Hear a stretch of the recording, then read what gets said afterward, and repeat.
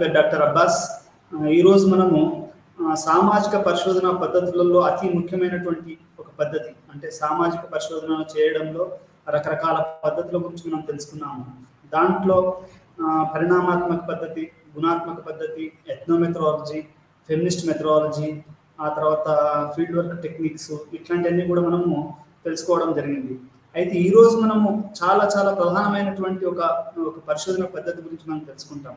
మీ అందరికీ తెలుసు, పరిశోధన అంటే ఏదో ఒకప్పుడు మన ఆర్కిమిడిస్ చేసినట్టు లేకపోతే న్యూటన్ చేసినట్టు కాకుండా ఈరోజు మొత్తం 20వ శతాబ్దంలో ఈ యొక్క పరిశోధన పద్ధతులు అనేవి చాలా చాలా చాలా మార్పులు చెందాయి. ఎన్నో టెక్నిక్స్ వచ్చాయి, చాలా పద్ధతులు వచ్చాయి, చాలా చాలా మారిపోయింది. అంటే పరిశోధన పద్ధతులు అనేటివి గతంలో కంటే కూడా ఇప్పుడు చాలా చాలా మారిపోయినాయి అని మనం చెప్పుకోవచ్చు. మీ అందరికీ తెలుసు, సివి రామన్ పరిశోధన చేసేటప్పుడు అట్లా స్టెథోస్కోప్ కానీ మైక్రోస్కోప్లు కానీ అవైలబిలిటీ చాలా తక్కువగా ఉండేది. కానీ ఆయన దొరికినటువంటి ఇన్స్ట్రుమెంట్స్ తోటే ఆయన సివి రామన్ ఎఫెక్ట్ కనుక్కోవడం జరిగింది. అంటే అప్పుడు ఉన్నటువంటి సదుపాయాలు చాలా తక్కువ అని చెప్పుకోవచ్చు. అట్లాంటి సదుపాయాలు ఉన్న దాని నుంచి ఆయన తన యొక్క సివి రామన్ ఎఫెక్ట్ని ఆయన కనుక్కోవడం జరిగింది. అయితే ఈ రోజులలో మనకు పరిశోధన పద్ధతులలో చాలా మార్పులు వచ్చాయి, చాలా ఫెసిలిటీస్ పెరిగాయి, ల్యాబులు పెరిగాయి, మనకు పరిశోధనాత్మకమైనటువంటి పద్ధతులు మారాయి, చాలా చాలా ఈ యొక్క పరిశోధన పద్ధతులు మారాయని మనం చెప్పుకోవచ్చు. దాంట్లో ప్రధానంగా మనం మాట్లాడుకోవాల్సినవి రెండు ఉంటాయి. ఒకటేమో పరిణామాత్మక పద్ధతి అంటే క్వాంటిటేటివ్ మెథడ్, రెండో పద్ధతి ఏంటంటే గుణాత్మక పద్ధతి అంటే క్వాలిటేటివ్ మెథడ్.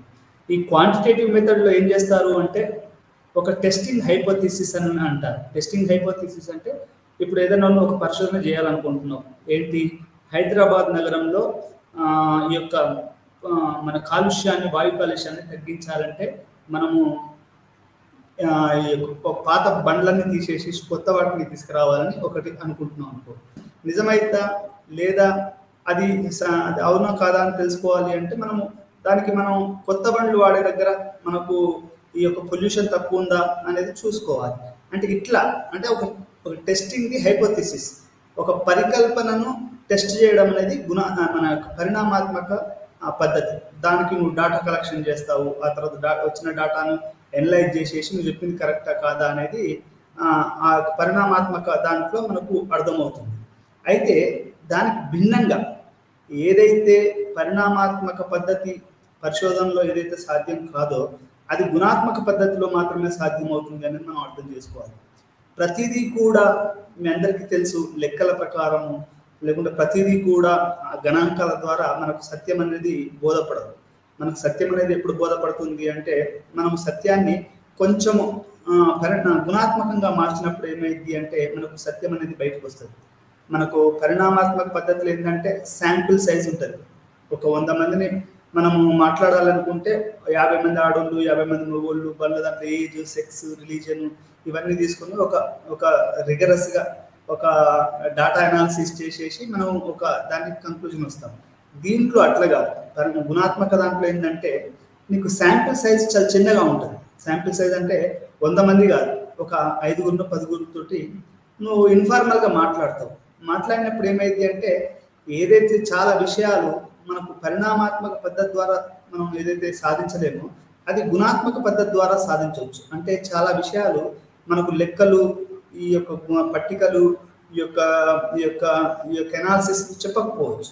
అది పరిణామాత్మక పద్ధతి, మన గుణాత్మక పద్ధతి అయితే మనం ఈజీగా వీటిని తెలుసుకోవచ్చు అనేది మనకు ఇక్కడ అర్థమవుతుంది.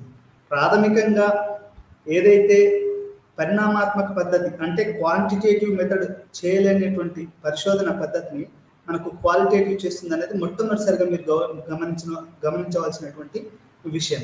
దీన్ని మనం ఆధారంగా చేసుకొని ముందుకెళ్దాం. ఇప్పుడు దీని యొక్క పాఠం యొక్క లక్ష్యాలు ఏంటంటే గుణాత్మక పరిశోధన యొక్క చరిత్ర మరియు సాంప్రదాయాలను తెలుసుకోవడం. అంటే ఈ క్వాలిటేటివ్ రీసెర్చ్ అనేది ఎక్కడి నుంచి వచ్చింది, ఎలా వచ్చింది, దాని యొక్క లక్షణాలు ఏంటి, దాని యొక్క చరిత్ర ఏంటనేది తెలుసుకోవాలి. ఇది మొట్టమొదటి లక్షణం.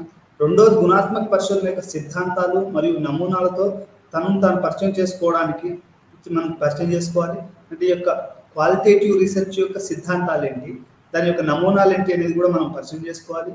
మూడోది గుణాత్మక పరిశోధన యొక్క పరిశోధన వ్యూహాలలో పరిచయాన్ని పెంపొందించడానికి మనం దీని పరిశోధన వ్యూహాలు అంటే ఎట్లాంటి వ్యూహాలు వీళ్ళు రచిస్తారు, ఒక ఒక పరిశోధన చేసే ముందు వీళ్ళ యొక్క పద్ధతులు ఏంటి అనేది కూడా మనం ఈరోజు పాఠంలో తెలుసుకుంటాం. గుణాత్మక పరిశోధనలో డాటా సేకరణ మరియు విశ్లేషణ పద్ధతుల గురించి మనం తెలుసుకుంటాం. ఇప్పుడు పరిణామాత్మక పద్ధతిలో మనం ఏం చెప్పాము, డాటా కలెక్షన్ అంటే ఒక క్వశ్చనీర్ ఉంటుంది, ఒక 100 మందిని మనం ఒక వ్యవసాయదారులను లేకపోతే కార్మికులను లేకుంటే సిటీ వాళ్ళను లేకుంటే ఆడవాళ్ళను మనం పరిశోధన చేస్తాం. మహిళా బిల్లు వచ్చింది, ఇప్పుడు పాస్ అయింది పార్లమెంట్లో. అది మంచిదా చెడ్డదా అనేది మహిళల్ని కొంతమంది తీసుకుని అది మనం విశ్లేషణ చేసాం అనుకోండి, అది పరిణామాత్మకమైన విశ్లేషణ. గుణాత్మకమైనటువంటి విశ్లేషణ అనేది దాని యొక్క డేటా సేకరణ వేరుగా ఉంటుంది. అది డాక్యుమెంటరీ రూపంలో ఉండొచ్చు, దాన్ని ఏమంటే మన యొక్క బయోగ్రఫీస్ రూపంలో ఉండొచ్చు, హెజియోగ్రఫీస్ అంటే మత గురువులకు సంబంధించింది, మతానికి సంబంధించినటువంటి విశ్లేషణ ఉండొచ్చు. ఇట్లా అంటే ఈ యొక్క గుణాత్మక పద్ధతి అనేది దాని డాటా సేకరణ అనేది మన పరిణామాత్మక పద్ధతి కంటే భిన్నంగా ఉంటుంది అనేది మనం ఇక్కడ అర్థం చేసుకోవాల్సినటువంటి విషయం. గుణాత్మక పరిశోధనలో డాటా వివరణ మరియు మూల్యాంకనం యొక్క కళ, రాజకీయాలు, అభ్యాసాలు మరియు నైతికత యొక్క ప్రపంచ దృష్టికోణాన్ని అభివృద్ధి చేయడం. ఈ యొక్క గుణాత్మక పరిశోధనలో మనం ఎటువంటి మూల్యాంకనం చేస్తున్నాము, అది రాజకీయాలైనా కానీ ఎట్లాంటి అభ్యాసాలు చేస్తున్నాము, ఎట్లాంటి నైతికతను కలిగి ఉన్నాము అనేది కూడా మనం ఈ యొక్క పాఠంలో మనము ఈరోజు తెలుసుకున్నాం. ఈ రకంగా ఈ పాఠం యొక్క లక్ష్యాలు అని మనము క్లుప్తంగా చెప్పుకోవచ్చు. గుణాత్మక పరిశోధన పరిణామాత్మక లేక లక్ష్య విశ్లేషణ తగినది కాని జీవిత కోణాలను పరిశీలిస్తుంది. నేను ఇంతకుముందుకు ఏం చెప్పాను, గుణాత్మక పరిశోధన అంటే క్వాలిటేటివ్ రీసెర్చ్ అనేది పరిమాణాత్మక లేదా లక్ష్య విశ్లేషణ తగినది కాని జీవిత కోణాలను పరిశీలన. అంటే జీవితం పట్ల ఏదైతే కొన్ని కోణాలు ఉన్నాయో ఆ కోణాలని అది పరిణామాత్మక పరిశోధన అనేది అది సాధ్యం చేయదు, అది అన్నిటిని రిప్రజెంట్ చేయదు. కాబట్టి మనకు ఈ యొక్క గుణాత్మక పరిశోధన అనేది ఈ యొక్క ఏదైతే మన జీవితంలో ఏ ఏ ఏ కోణాలనైతే ఈ పరిణామాత్మక విశ్లేషణ పరిశోధన చేయదో అది గుణాత్మకమైనటువంటి పరిశోధన చేస్తుంది అనేది మనకు దీంట్లో అర్థం చేసుకోవాల్సినటువంటి విషయం. ఇది దాని సొంత హక్కులో విచారణ రంగము, ఇది ఇతరుల లైన్లను నడపడానికి నిరాకరిస్తుంది. అందువల్ల గుణాత్మక పరిశోధన అనేది వివిధ మూలాలు మరియు వంశాలకు వారి విధేయతలు కలిగి ఉన్న సంక్లిష్టమైన భావనలు మరియు కార్యకలాపాల యొక్క సమూహారం. ఈ యొక్క గుణాత్మక పరిశోధన అనేది చాలా భావాలు, ఆ తర్వాత కార్యకలాపాలు, వీటన్నిటి సమూహము అని మనం చెప్పుకోవచ్చు. అందువల్ల ఈ positivism, post foundationalism, post positivism, post structuralism మరియు అనేక సాంస్కృతిక మరియు వివరణాత్మక అధ్యయనాల యొక్క సిద్ధాంతాలకు అనుసరించబడి ఉన్నది అని మనం అర్థం చేసుకోవాలి. ఈ యొక్క గుణాత్మక పరిశోధన పద్ధతి అనేది పాజిటివిజం అంటే ఏంటి అంటే సమాజాన్ని కూడా ఒక కెమిస్టు, ఒక డ్రగ్గిస్టు, ఒక బయాలజిస్టు ఎట్లా చదువుతాడో సమాజాన్ని కూడా అలానే చదవచ్చు, సామాజిక విషయాలను అనే జ్ఞాన సిద్ధాంతాన్ని మనం పాజిటివిజం అంటారు. క్వాలిటేటివ్ రీసెర్చ్ కూడా ఆ లక్షణాలను కలిగి ఉంది. ఇది post foundationalism, post positivism, post structuralism మరియు అనేక సాంస్కృతిక వివరణాత్మక అధ్యయనాల యొక్క సిద్ధాంతాలను అనుసంధించబడి ఉన్నాయి. వీటన్నిటిని కలగలిసిందే ఈ యొక్క గుణాత్మక పరిశోధన అనేది మనం అర్థం చేసుకోవాల్సిన విషయం. గుణాత్మక పరిశోధన అనేది పరిశీలకుడిని సరైన స్థితిలో జాగ్రత్తగా ఉంచే ఒక రకమైన పరిశోధన. ఇది ఎట్లాంటిదంటే పరిశోధకుని ఒక అలర్ట్లో ఉంచుతుంది. అంటే ఎట్లా అంటే ఒక హై అలర్ట్లో ఉంచుతుంది.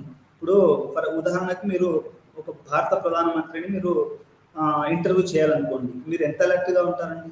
లేకపోతే ఒక పెద్ద హీరో, ఒక అమితాబ్ బచ్చనో, షారూఖ్ ఖానో, లేకపోతే ఒక పెద్ద సచిన్ టెండూల్కర్నో మీరు కనుక ఇంటర్వ్యూ చేయాలనుకోండి, మీరు ఎంత ఆయన జీవితం ఏంటి అనేది ఒక పరిశీలన చేయాలనుకుంటే మీరు ఎంతో చాలా జాగ్రత్తమైనటువంటి ఒక రకంగా మిమ్మల్ని జాగ్రత్తగా ఉంచుతుంది. ఇప్పుడు మీరు 1-to-1 మీరు సచిన్ టెండూల్కర్ తోటి 1-to-1 కూర్చొని మాట్లాడాలి అంటే ఆయన జీవితంలో ఎన్నో కోణాలు బయటకు వస్తాయి. ప్రపంచంలోనే ఆయన క్రికెట్కు ఆరాధ్య దైవం అనుకుంటే ఆయన జీవితంలో ఎన్నో కోణాలు జరిగి ఉంటాయి, ఎన్నో విషయాలు జరిగి ఉంటాయి. వాటిని మీరు ఈ యొక్క పరిశోధన మిమ్మల్ని ఏం చేస్తుంది అంటే మిమ్మల్ని ఒక జాగ్రత్తమైన స్థితిలో ఉంచేందుకు ఇది ప్రయత్నం చేస్తుంది. అతను అధ్యయనం చేయాలనుకుంటున్న వ్యక్తుల ప్రపంచాన్ని దృశ్యమానం చేయడంలో అతనికి సహాయపడే అన్ని వ్యూహాలను ఉపయోగించే ప్రయత్నం చేస్తుంది. ఇప్పుడు మనకు పరిణామాత్మక పద్ధతిలో అయితే సచిన్ టెండూల్కర్ దగ్గరికి పోయి ఒక క్వశ్చనర్ తీసుకొని ఆ క్వశ్చనర్ నింపి బయటకు వస్తాం. కానీ మనకు గుణాత్మక దాంట్లో ఏంటి అంటే మనం మాట్లాడుతున్నది ప్రతిదీ కూడా దృశ్య రూపకంగా దాన్ని రికార్డ్ చేయడం జరుగుతుంది.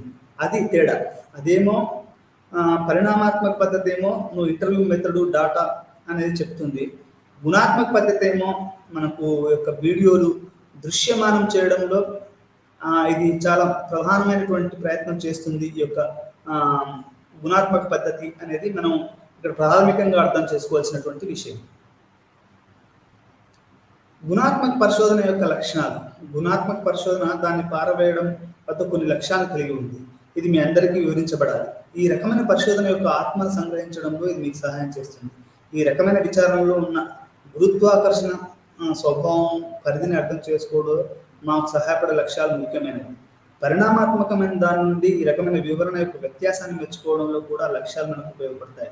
మనం కొంచెం చేస్తాం. ప్రస్తుతానికి గుణాత్మక పరిశోధన యొక్క లక్ష్యాలపై మనం ఈ యొక్క దృష్టి పెడదాం. అంటే గుణాత్మకతకు ఈ యొక్క గుణాత్మక పరిశోధనకు అనేది గ్రావిటీ మనకు భూ ఆకర్షణ సిద్ధాంతానికి ఎంత బలం ఉందో ఈ యొక్క గుణాత్మకమైనటువంటి పరిశోధనా పద్ధతి కూడా అంత బలం ఉందనేది ఇక్కడ మనకు ఈ యొక్క రచయితలు చెప్తున్నారు. గుణాత్మక పరిశోధన వస్తువులపైన అధ్యయనం చేయడంలో మనకు సహాయపడుతుంది. అధ్యయనం చేయాలనుకుంటున్నాము. పరిణామాత్మక పరిశోధనలు కాకుండా గుణాత్మక పరిశోధకులు ఒక ప్రతినిధి మరియు ఆదర్శ నమూనాను ఊహించుకోవడానికి తీసుకోరు, కానీ విరుద్ధంగా చేస్తారు. ఇప్పుడు ఈ యొక్క పరిణామాత్మకమైనది ఏంటి అంటే ఒక ఆదర్శం అంటే ఏం లేదండి. అంటే ఇప్పుడు మనకు ఒక ఐడియల్ క్వశ్చనర్ లాగా ఏం కాకుండా ఒక ఇన్ఫార్మల్ లెవెల్లో ఈ యొక్క క్వాలిటేటివ్ రీసెర్చ్ అనేది జరుగుతుంది. దానికి విరుద్ధంగా జరుగుతుంది.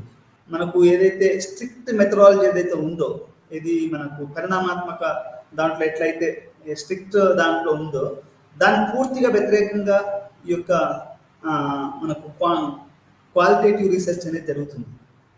వారు బదులుగా ఒక సామీప్య మరియు వివరణాత్మక విశ్లేషణ చేయడానికి పెద్ద జనాభా యొక్క ఒక భాగంపై దృష్టి పెడతారు. ఇప్పుడు పరిణామాత్మకమైనటువంటి పరిశోధన ఏం చేస్తుంది అంటే క్వాంటిటేటివ్ మెథడ్ ఏం చేస్తుంది అంటే 100 మంది ఉన్నారనుకోండి, 100 మందిని ఓపిక్గా కూర్చొని ఇంటర్వ్యూలు చేసి వాళ్ళ యొక్క పొల్యూషన్ మీద వాళ్ళ అభిప్రాయం ఏంటంటే చెప్పుకొని రాసుకొని దాన్ని టేబుల్ వేసి వ్యవస్థ. ఇది పరిణామాత్మకమైనటువంటి ఈ గుణాత్మకమైనటువంటి పరిశోధన ఏం చేస్తుంది అంటే దాంట్లో 100 మందిని కాకుండా ఒక 10 మందిని తీసుకుని శాంపుల్గా వాళ్ళతోటి ఇండెప్త్ అంటే వాళ్ళతో కూలంకషంగా అసలు మనకు ఎట్లా వచ్చింది, మనం దీన్ని ఏం చేస్తే బాగుంటుంది అనేది చెప్తారు. ఇప్పుడు మీకు క్వశ్చనీర్లో మీరు చెప్పిన క్వశ్చన్స్కే వాళ్ళు ఆన్సర్స్ ఇస్తారు. కానీ గుణాత్మక దాంట్లో మనం ఆన్సర్స్ రాబట్టవచ్చు, లేకపోతే కొంచెం ఫ్రీగా మాట్లాడే అవకాశం ఎక్కువగా ఉంది. అని ఇది వివరణాత్మక విశ్లేషణ చేయడానికి ఒక పెద్ద జనాభా నుండి కొద్ది మంది మాత్రమే తీసుకొని వాళ్ళపైన దృష్టి పెడుతుంది అనేది మనకు మొట్టమొదటిసారిగా మనం అర్థం చేసుకోవాలి. ఇది నేను ఇంతకుముందే చెప్పినట్టు ఇది మొత్తం శాంపిల్ సైజ్ కాకుండా ఆ శాంపిల్ సైజులో కొంతమందిని తీసుకొని ఇది వాళ్ళని ఇన్డెప్త్ అనలైజ్ చేయడానికి ప్రయత్నం చేస్తుంది. ఒక వివరణ తీసుకురావడానికి మనకు అర్థం చేస్తుంది అనేది. ఇప్పుడు విద్వేష రాజకీయాలను భారతదేశంలో ఒకప్పుడు నాకు తెలిసి ఒక మనిషిని ఇంతగా విద్వేషించడం అనేది అది హిట్లర్ టైంలో జరిగి ఉంటుంది. ఇప్పుడు భారతదేశంలో విద్వేష రాజకీయాలు అంటే ఒక కులం పట్ల, ఒక మతం పట్ల, లేకపోతే ఒక ప్రాంతం పట్ల, లేకపోతే ఒక కల్చర్ పట్ల ఇంత విద్వేష రాజకీయాలు అనేటివి ఇంతకుముందు లేవు. అది అట్లాంటి పరిశోధన మీరు ఇది ఎప్పటి నుంచి వచ్చిన పరిశోధన చేయాలంటే 100 మంది చేయాల్సిన అవసరం లేదు, 10 మందిని తీసుకొని చేయడం అనేది మనకు గుణాత్మక పరిశోధనలో అనేది తెలుస్తుంది. గుణాత్మక పరిశోధనల లక్ష్యం ఏమిటంటే సందేహాస్పద పరిశోధన విషయం యొక్క కంటెంట్ మరియు పరిధిని గురించి ఆలోచించడం కంటే దృగ్విషయం సంభవించిన కారణాన్ని కనుక్కోవడం. అంటే ఫెనామినా ఎందుకు జరిగింది, ఒక విషయం వచ్చింది అనుకోండి, ఎందుకు ఇది జరిగింది అనేది తెలుసుకోవడం అనేది చాలా ముఖ్యంగా ఇది యొక్క గుణాత్మక పరిశోధన అనేది తెలియజేస్తుంది.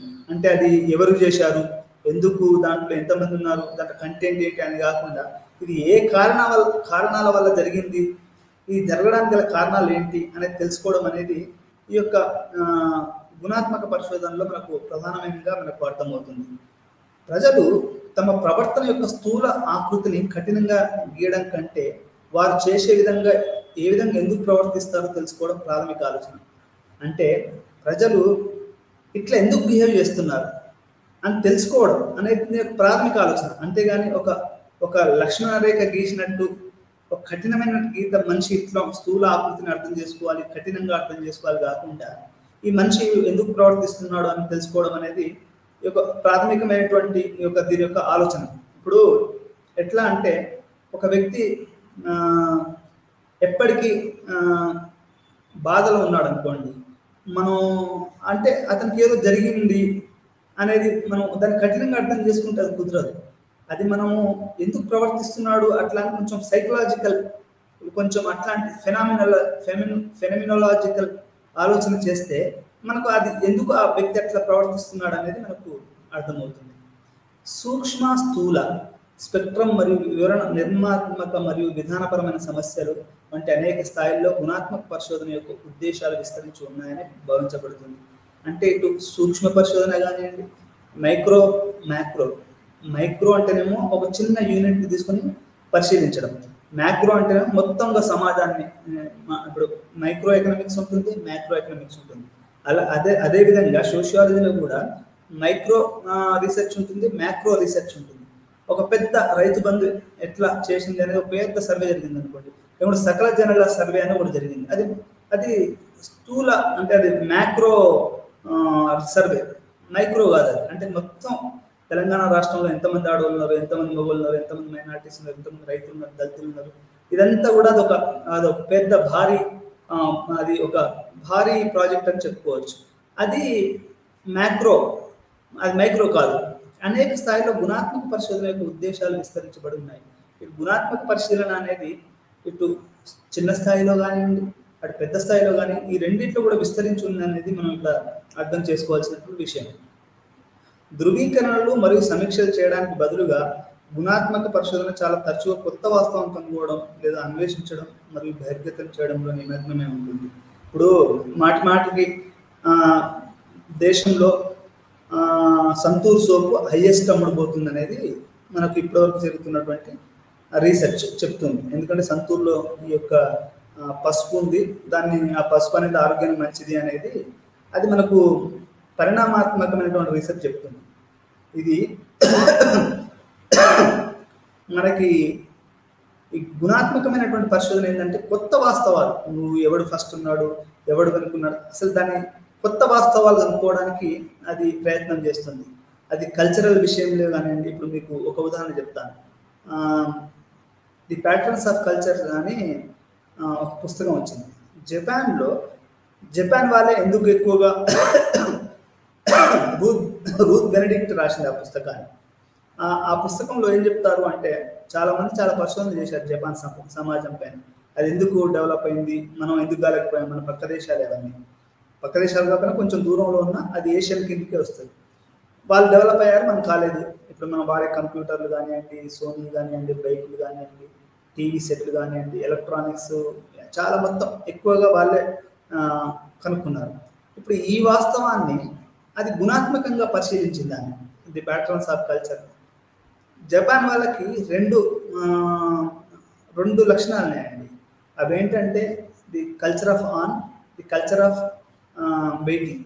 అంటే ఒక పనిని తీసుకుంటే ఆ పని అయిపోయేంత వరకు దాంట్లో నిమగ్నమే ఉండడం అనేది కల్చర్ ఆఫ్ ఆన్. ఇప్పుడు మనం లైట్ వేస్తానే అట్లా ఆ రకంగా కల్చర్ ఆఫ్ ఆన్.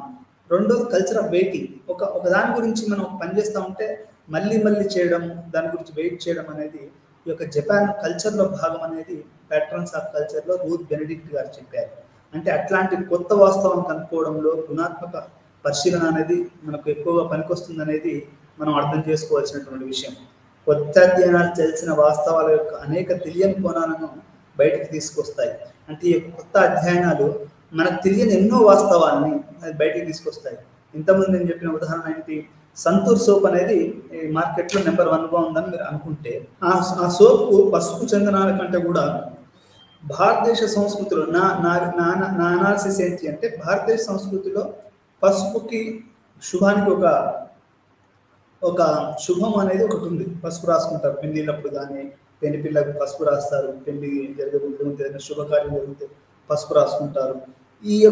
ఈ కల్చర్లో ఉన్నటువంటి పసుపు వల్ల అది సంతూర్ అనేది హిట్ అయింది అనేది నా అభిప్రాయం. అంటే ఇది కొత్త వాస్తవం లాగా ఇప్పుడు ఇది కొత్త వాస్తవం కావచ్చు. అంటే ఈ రకంగా నీకు గుణాత్మక పరిశోధన ఏం చేస్తుందంటే కొత్త వాస్తవాన్ని కనుక్కోవడంలో, బహిర్గతం చేయడంలో ఎప్పుడూ నిమగ్నమై ఉంటుందనేది మనం అర్థం చేసుకోవాలి. ఇది ఎవరు ఫస్ట్ ఉన్నారు, ఎంత అమ్ముడు పోయింది, ఎవడు లీడరు, ఎవడు అట్లాంటి విషయాలు కాకుండా కొత్త విషయాలు, కొత్త వాటిని మనం చెప్పగలిగినాం. ఇప్పుడు ఒక హీరోయిన్ని మనం ఇంటర్వ్యూ చేస్తున్నాం అనుకోండి, ఆమెను మనం ఇన్ఫార్మల్గా ఇంటర్వ్యూ చేస్తుంటే ఆల్ ఆఫ్ సడన్ ఆమె వ్యక్తిగత జీవితంలోని కొన్ని విషయాలు మనం చెప్పవచ్చు. అవన్నీ కూడా అంతకుముందు మీడియాకి తెలియకపోవచ్చు, అంతకుముందు ఫ్రెండ్స్కి తెలియకపోవచ్చు, కానీ మనం కొత్త విషయాలు అనేది ఆ ఇంటర్వ్యూలో మనకు బయటపడవచ్చు. ఇట్లా ప్రతి వ్యక్తిలో, ప్రతి ఒక్క మార్కెట్ విషయంలో కానివ్వండి, సమాజ విషయంలో కానీ కొత్త విషయాలను అధ్యయనం చేయడంలో ఈ యొక్క గుణాత్మక పరిశోధన అనేది చాలా పనికొస్తుంది. ఇది మీడియా, ఇది డాక్యుమెంటరీ ఫార్మ్స్ని ఎక్కువగా ఉపయోగిస్తుంది అని మనం ఇక్కడ అర్థం చేసుకోవాలి. గుణాత్మక పరిశోధన యొక్క సాంప్రదాయాలు అంటే traditions of the qualitative research. గుణాత్మక పరిశోధనతో దగ్గర సంబంధం ఉన్న మరొక సాంప్రదాయం ఎథ్నోగ్రఫిక్ కమ్యూనికేషన్. ఎథ్నోగ్రఫిక్ కమ్యూనికేషన్ అంటే మీరు చాలామంది ఆంథ్రోపాలజిస్టుల గురించి వినే ఉంటారు. ఏది మ్యాగ్నోస్కి, ఆ తర్వాత రెడ్క్లిఫ్ బ్రౌన్, వాళ్ళు ఎన్నో ఎథ్నోగ్రఫీస్ రాశారు. అంటే గిరిజన జీవితాల గురించి చాలా ఎథ్నోగ్రఫీస్ రాశారు. భారతదేశంలో కూడా గోండ్స్ మీద, కోయల మీద, లేకపోతే సంస్కృతుల మీద, తెలంగాణ మీద, నిజాం ప్రభుత్వం మీద ఎన్నో ఎథ్నోగ్రఫిక్ అకౌంట్స్ ఉన్నాయి. ఈ ఎథ్నోగ్రఫీకును ఈ యొక్క క్వాలిటేటివ్ రీసెర్చ్కి చాలా దగ్గర సంబంధం ఉందనేది మనకు అర్థమవుతుంది. ది ఎథ్నోగ్రఫిక్ ఆఫ్ కి మైక్రో ఎథ్నోగ్రఫీ లేదా కాన్స్టిట్యూటివ్ ఎథ్నోగ్రఫీ వంటి ఇతర పర్యాపదాలను కలిగి ఉంది. ఎక్కువగా మానవ శాస్త్రం, సమాజ శాస్త్రం, సామాజిక భాషా శాస్త్రం మరియు అశాబ్దిక సమాచార మార్పిడి, చాలా మౌఖిక మరియు అశాబ్దిక ప్రవర్తన, సాంస్కృతిక పాతిపోయిన వారు గట్టిగా నమ్ముతారు. పైన పేర్కొన్నటువంటి పరిశోధన యొక్క లక్ష్యాల ద్వారా గుణాత్మక పరిశోధన యొక్క చరిత్ర వెల్లడి చేయబడుతుంది. అంటే ఇది ఈ యొక్క గుణాత్మక పరిశోధన అనేది మనం ఇంతకుముందు మాట్లాడుకున్నట్టు ఇది పరిణామాత్మకంగా కాకుండా ఎథ్నోగ్రఫిక్. ఇప్పుడు ఎథ్నోగ్రఫిక్ అకౌంట్స్ అంటే ఏంటంటే అండి, ఒక రీసెర్చరు ఆ కమ్యూనిటీలో భాగమైపోయి వాళ్ళ జీవన విధానాన్ని అలవర్చుకొని దాంట్లో తెలుసుకోవడం అన్నట్టు, అది ఎథ్నోగ్రఫిక్ అకౌంట్. అది గుణాత్మక పరిశోధనకి చాలా దగ్గర సంబంధం ఉందనేది మనం మొట్టమొదటిసారిగా ఎథ్నోగ్రఫీకును యొక్క గుణాత్మక పరిశోధనకు చాలా దగ్గర సంబంధం ఉన్నది మొట్టమొదటి పాయింట్. ఏదైతే ఎథ్నోగ్రఫీలో ఎట్లయితే డాక్యుమెంటరీ చేస్తారో, రాస్తారో, అంటే డెప్త్గా రాస్తారో, అదేవిధంగా క్వాలిటేటివ్ రీసెర్చ్లో కూడా ఈ ఎథ్నోగ్రఫీకును ఈ యొక్క దీనికి చాలా దగ్గర సంబంధం ఉందనేది మనము ఇక్కడ అర్థం చేసుకోవాల్సినటువంటి విషయం. వ్యక్తులు మరియు సమూహాల యొక్క నమూనాల ప్రవర్తనలు మరియు ప్రవర్తన పద్ధతిలో అధ్యయనం చేయగల సామర్థ్యం గుణాత్మక పరిశోధన కలిగి ఉందని ఆధునిక సమాజ శాస్త్రం అర్థం చేసుకుంది. అంటే వ్యక్తులు మరియు వ్యక్తుల సమూహం అంటే ఒక సమాజంలోని ఒక వ్యక్తి గురించి కానివ్వండి, మొత్తం ఒక సమూహం గురించి కానివ్వండి. ఇప్పుడు ఒక క్రిస్టియన్స్ మీద దాడులు జరుగుతున్నాయి, మొత్తం సమూహాన్ని అర్థం చేసుకోవాలంటే ఒక ఎథ్నోగ్రఫిక్ ఇంటర్వ్యూ కానివ్వండి. ఇప్పుడు మణిపూర్లో మొత్తం క్రిస్టియన్స్ మీద 2000 చర్చిలు తగలబెట్టడం అనేది జరిగింది. అయితే దాన్ని ఎథ్నోగ్రఫిక్ అకౌంట్స్ కనుక చేస్తే అక్కడ మనుషులు ఎందుకు అట్లా చేస్తున్నారు, ఆ కమ్యూనిటీని కానీ వ్యక్తులను కానీ ఇది అర్థం చేసుకోవడంలో చాలా సామర్థ్యాన్ని కలిగి ఉందనేది మనకు సమాజ శాస్త్రం అర్థం చేసుకుంది. పరిశోధన ప్రయాణించిన వివిధ చరిత్రక సంధిలు మరియు సాంప్రదాయాల ద్వారా ఇది మరింత హైలైట్ చేయబడుతుంది. అంటే ఈ యొక్క దీనికి కూడా ఒక చరిత్ర ఉంది. ఈ చరిత్రలో చేసిన కొన్ని పరిశోధనలు అనేవి మనకు ఈ సాంప్రదాయాలు అనేటివి దీన్ని ఇంకా హైలైట్ చేస్తుంది. ఈ యొక్క గుణాత్మక పరిశోధన అనేది మనం ఇక్కడ అర్థం చేసుకోవాలి. చారిత్రాత్మక దశలు లేదా గుణాత్మక పరిశోధనలు ప్రయాణించిన క్షణాల ద్వారా గుర్తించినట్లయితే సాంప్రదాయాలు బాగా అర్థం చేసుకోబడతాయి. ఉత్తర అమెరికాలో పరిశోధన యొక్క ఈ రూపాన్ని డెంజిన్ మరియు లింకన్ బాగా ప్రదర్శించారు. పరిశోధన అభ్యాసం నడిచిన వివిధ సందులు లేదా క్షణాల ద్వారా చారిత్రాత్మక ప్రయాణం స్పష్టంగా వివరించబడింది. ఈ దశలో ప్రతి ఒక్కటి చారిత్రాత్మకంగా క్యాన్వాస్ చేయబడింది. ఈ క్షణాల్లో ప్రతి ఒక్కటి ఇప్పటికీ ప్రపంచవ్యాప్తంగా విద్యా పరిశోధనలో బలంగా ఉన్నాయని గుర్తుంచుకోవాలి. క్షణాలను కింది అందిస్తున్నాం. ఇప్పుడు మాట్లాడుతాం గుణాత్మక పరిశోధనకి చరిత్ర మార్గాలను మనం అర్థం చేసుకుంటామని ఆశిస్తున్నాం. అంటే ఈ యొక్క గుణాత్మక పరిశీలన అనేది రీసెర్చ్ మెథడ్ అనేది దీనికి చాలా సందులు అంటే చాలా ఇవి ఎగుడు దిగుళ్ళు దీనికి చాలా జరిగినాయి అనేది మనకు అర్థమవుతుంది. గుణాత్మక పరిశోధన యొక్క 8 లక్షణాలు, దాని చారిత్రాత్మకంగా దాని యొక్క ప్రయాణం అంటే the journey of qualitative method. ఈ మధ్యలో చాలా మంది మీరు యూట్యూబ్లో కానీ బయట కానీ చూస్తుంటారు, మై జర్నీ విత్ సంథింగ్ అని, అంటే ఒక సినిమా చేస్తే my journey with the director అని మాట్లాడుతుంది. ప్రతిదీ కూడా అనుభవం అని. అట్లే ఈ యొక్క క్వాలిటేటివ్ రీసెర్చ్ యొక్క ప్రయాణం అది ఎట్లా జరిగింది అనేది మనం ఒకటి అర్థం చేసుకుందాం.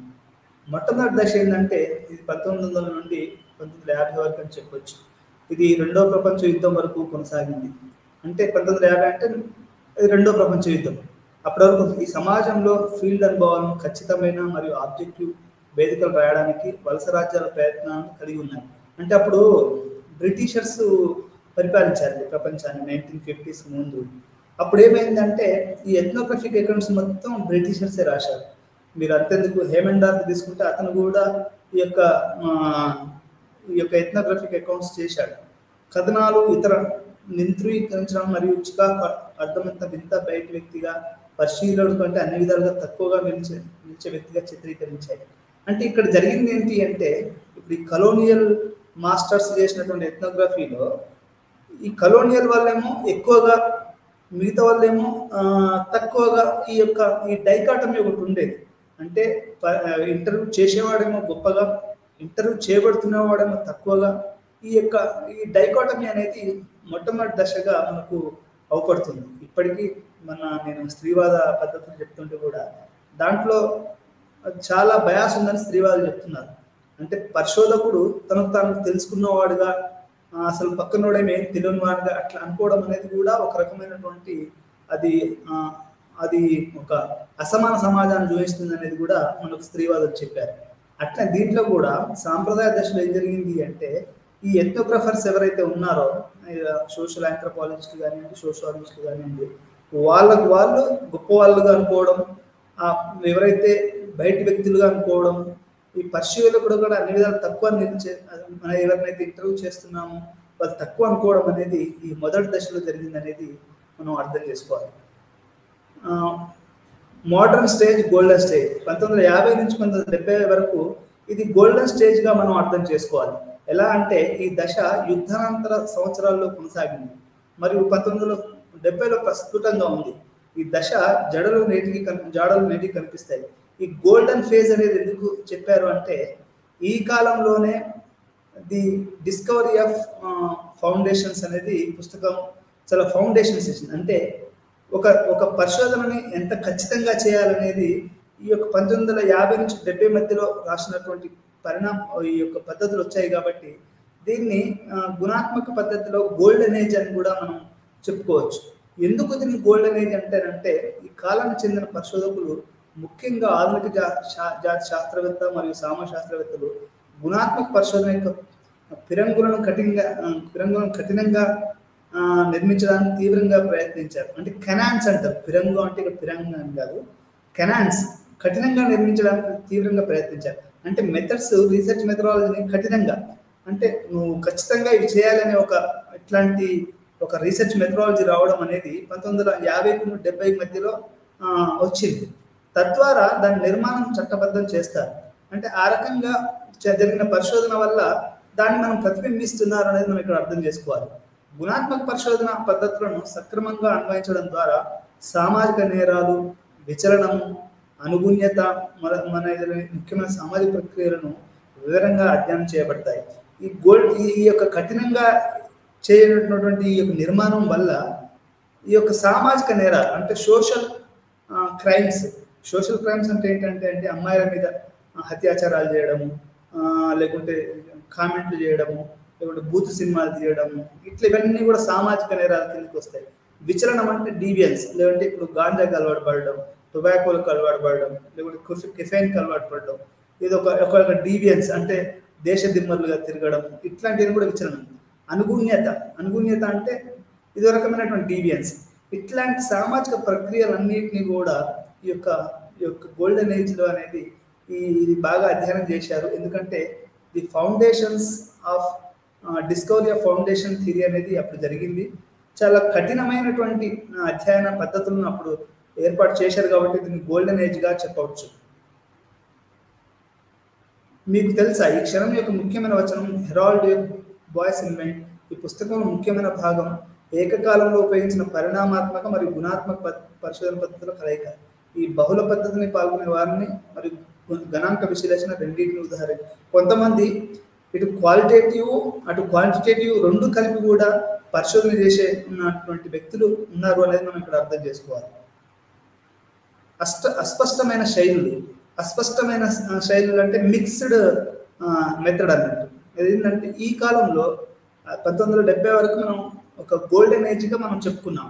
1970 నుంచి 86 వరకు ఒక అస్పష్టమైన శైలులు. ఈ కాలంలో గుణాత్మక పరిశోధన పద్ధతులు, దాని నమూనాలు మరియు పద్ధతులు అభివృద్ధి చెందాయి.